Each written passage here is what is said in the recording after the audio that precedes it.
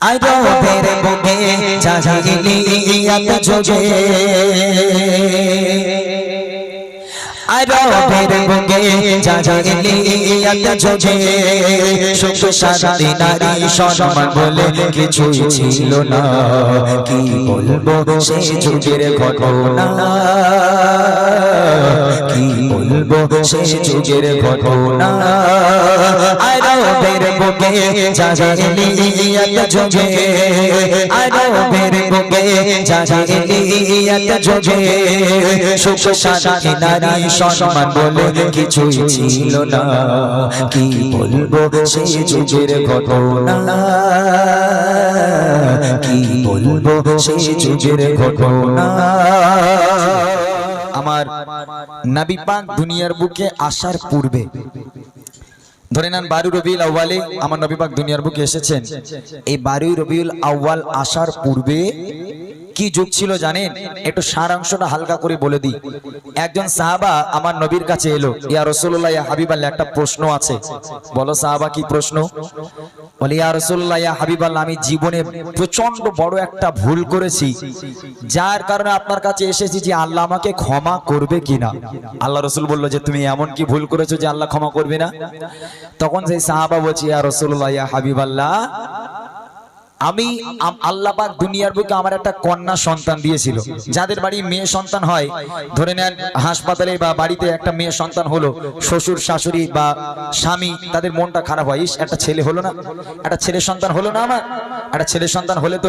2-4 লাখ টাকা আসতো, কিন্তু মেয়ে হয়েছে, মেয়ে তো কোনো কাজের না, আরো ঢেলতে হবে, এরকম আগে মন খারাপ করে। তাদের জন্য এই গজলটা আমার নবী পাকের শিক্ষা। সে লোকটা বলছে, সাহাবা বলছে, ইয়া রাসূলুল্লাহ ইয়া হাবিবাল্লাহ, আল্লাহ পাক আল্লাহ তাআলা আমাকে একটা কন্যা সন্তান বড় আশা করে দিয়েছিল,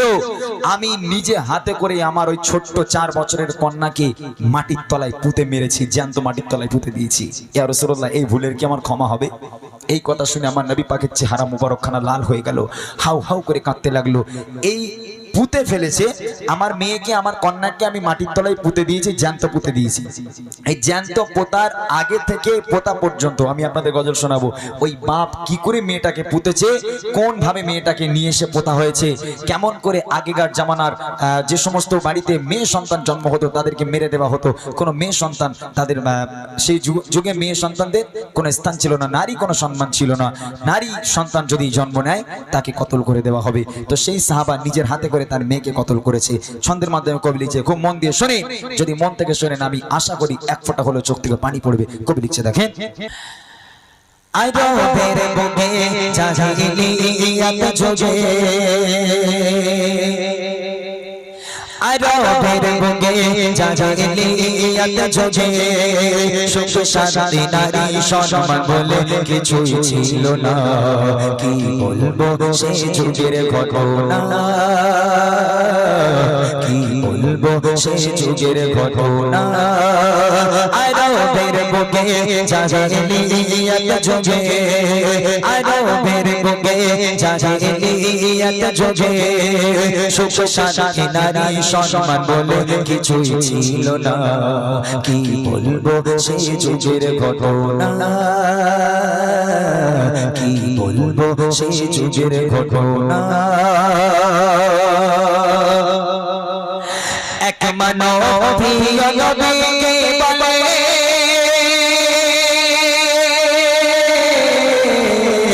ডুবে আছি হে নবী আমি গুনাহ। এক মানবী নবীকে শোনায়,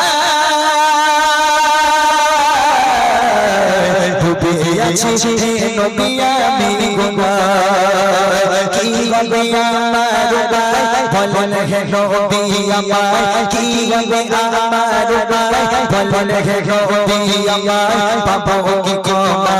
আমি নাকি ভুলের ক্ষমা,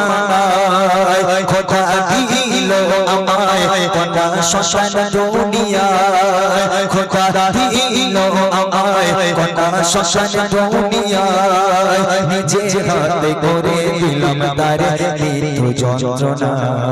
কি বলবো সেই যুগের ঘটনা, কি বলবো সেই যুগের ঘটনা। আরবের বুকে জাহিলিয়াত যুগে আরবের বুকে জাহেলিয়াত যুগে সুখ শান্তি নারীর সম্মান বলে কিছু ছিল না কি বলবো সেই যুগের ঘটনা কি বলবো সেই যুগের ঘটনা আল্লাহ রাসূল জিজ্ঞেস করছো সাহাবা তোমার কন্যার সন্তানকে তুমি কি করে মেরেছো একটুখানি আমাকে বর্ণনা করো কেমন ভাবে মেরেছো তোমার সন্তানকে ইয়া রাসূলুল্লাহ ইয়া হাবিবাল্লাহ আমার নিজে হাতে করে আমি আমার কন্যাকে মাটির তলায় পুঁতেছি কিভাবে পুঁতেছি আজকের সেই লোকটা সেই সাহাবা যে ছিল আজকে সে যুগে সে বিদেশে চলে গেল কাজের জন্য এবং তার স্ত্রী যখন প্রেগন্যান্ট ছিল তার স্ত্রীর গর্ভে যখন সন্তান ছিল তখন সে স্বামী বলে গেল শোনো যদি আমার ছেলে সন্তান হয় তাহলে আমাকে খুশখবরিটা দিও আর যদি কন্যা সন্তান তোমার গর্ভে থেকে জন্ম নেয় আমাকে খবর দেওয়ার দরকার নেই তুমি তাকে গলা টিপে মেরে ফেলে দিও মেরে দিয়ে তারপর আমাকে তুমি একটুখানি সংবাদ দিও যে তোমার মেয়ে সন্তান হয়েছিল তাকে গলা টিপে মেরে দেওয়া হয়েছে খবরদার মেয়ে হলে যেন বাঁচিয়ে রেখো না এবার দেখেন কি হচ্ছে স্বামী চলে গেল কাজে বিদেশে জন্ম নিল এক সন্তান বেশে মা ভাবে ও গো মা ভাবে বাড়িতে দাদি না লালন পালন করো মায়া মমতা বাবাকে মানা জানিয়ে মেয়েকে বড় করে বাবাকে মানা জানিয়ে মেয়েকে বড় করে বেড়ে ওঠে কন্যা তখন 4 বছর পার করে খেলেছে কচি শিশু হেসে খেলে আঙিনা খেলেছে কচি শিশু হেসে খেলে আঙিনা মা ভয়ে মরে স্বামী এলে বাঁচিয়ে রাখবে না কি বলবো সেই যুগের ঘটনা কি বলবো সেই যুগের ঘটনা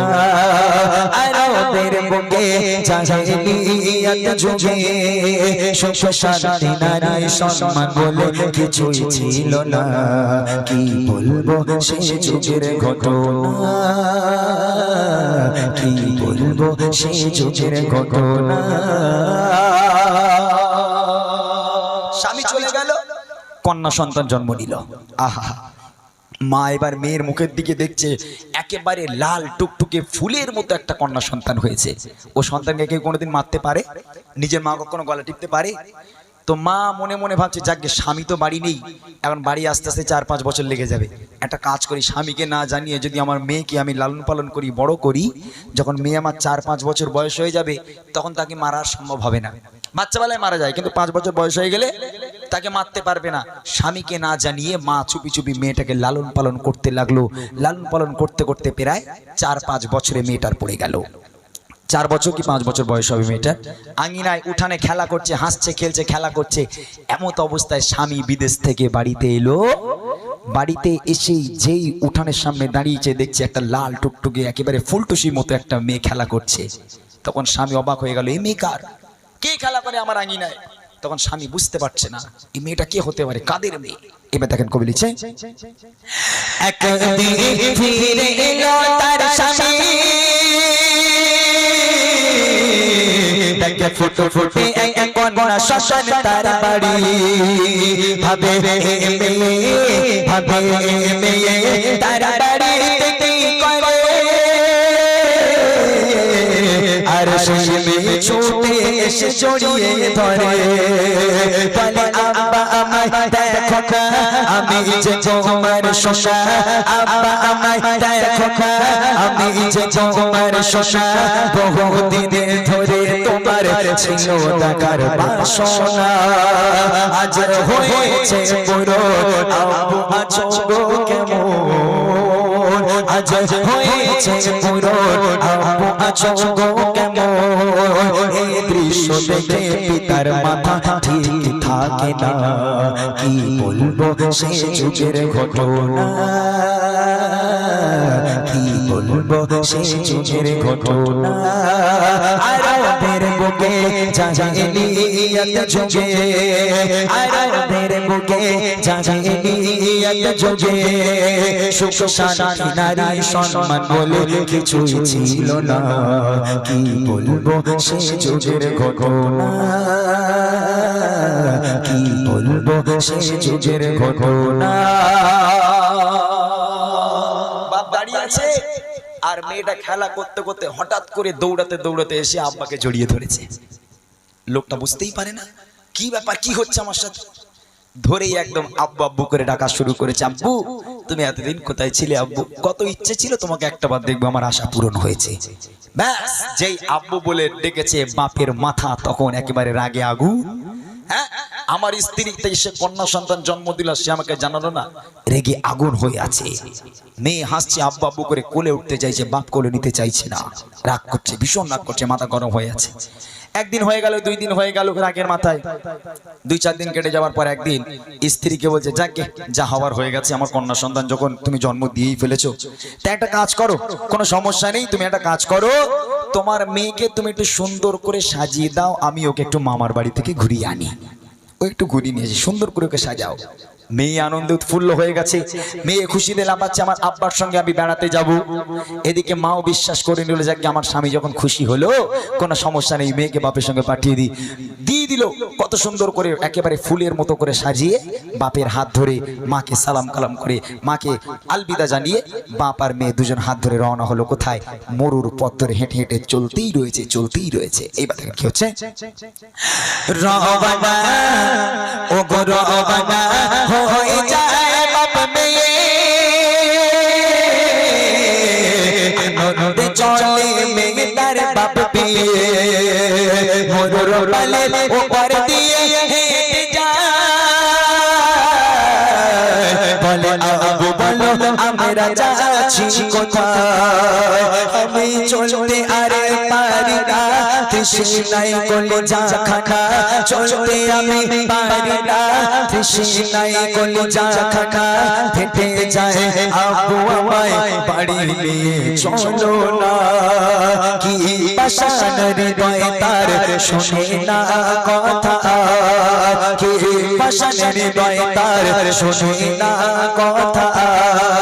আব্বু আব্বু বলে কাঁদে মেয়ে ফিরে দেখে না কি বলবো সে যুগের ঘটনা কি বলবো সে যুগের ঘটনা তুমি আমাকে বাড়ি নিয়ে চলো আমি আর হাঁটতে পারবো না তৃষ্ণায় এই রোদ দূরে মরুর বালুর উপরে আব্বু কোনো এখানে পানি নাই গাছপালা নাই ছায়া নাই আব্বু একেবারে কলিজা খানা ছিঁড়ে যাচ্ছে পিপাসায় আব্বু তুমি আমাকে বাড়ি নিয়ে চলো আমি আর যেতে পারবো না বাপ কোনো কথা শোনে না মেয়ের হাত ধরে টানতে টানতে নিয়ে যাচ্ছে মেয়ে আর্তনাদ করে চিৎকার করে আব্বু তুমি আমাকে এমন করছো কেন আব্বু আব্বু তুমি আমাকে বাড়ি নিয়ে চলো আমার খুব কষ্ট হচ্ছে আমি আর হাঁটতে পারছি না আব্বু একটু পানির ব্যবস্থা করো বাপ কোনো কথা শুনে না টানতে টানতে নিয়ে যাচ্ছে মেয়েকে দূরে একটা জায়গায় রেখে এবারে বাপ মেয়ের কাছে থেকে কিছুটা দূরে একা একা গিয়ে আস্তে আস্তে গাড্ডা করা শুরু করেছে ভালো করে শুনে বাপ মেয়েকে কিছু দূর রেখে এলো রেখে কিছু দূর একা একা গিয়ে